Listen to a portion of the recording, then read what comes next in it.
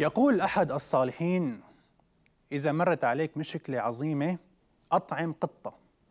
فالقطة بتدعي للي بيطعميها وبيسقيها، وبنفس الوقت بتدعي علي بيأذيها. للأسف بحادثة لا تمت للإنسانية بصلة، طالب بالسكن الجامعي بحمص على ما يبدو ضايقه وجود مجموعة من القطط بقلب السكن. فيبدو انه كان في احد الطلاب عم يعتني فيهم، عم يطعميهم، عم يسقيهم.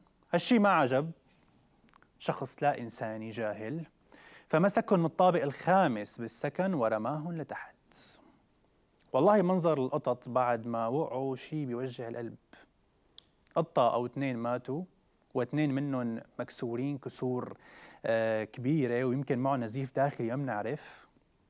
وفي قطة منهم من الصدمة اجتها السكتة، قاعدة عم تتفرج علينا نحن البشر، وبتحسوها لسانها عم بيقول انه انتو يلي الله رزقكم العقل، انتو الانسانيين، انتو يلي رب العالمين وصاكم بالرفق بالحيوان. يعني انت لما تمسك قطة وبكل قلب بارد هيك ترميها من طابق خامس، مين بيكون فيه عقل اكثر يا ترى؟ انت ولا القطة؟ مضايقك وجودهم؟ في مليون طريقة تتحايل عليهم، تحطهم بقلب بوكس وتنزلهم لتحت.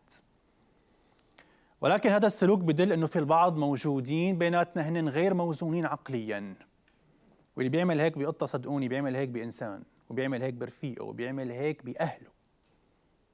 وجود طبيب نفسي بالبلد صار واجب.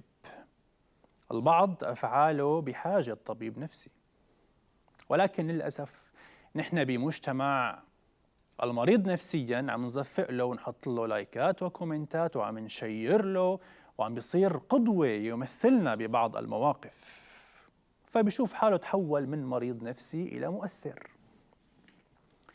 أما يلي بيقول إنه شو بدك بالقطط وفي مليون موضوع أهم، صح، في موضوع كتير أهم، ولكن صلاح وبناء المجتمع ببلش ببناء الإنسان يلي جواتنا. وأنت برأيك هيك تصرفات بتدل إنه في إنسان جواتنا عم ينبنى؟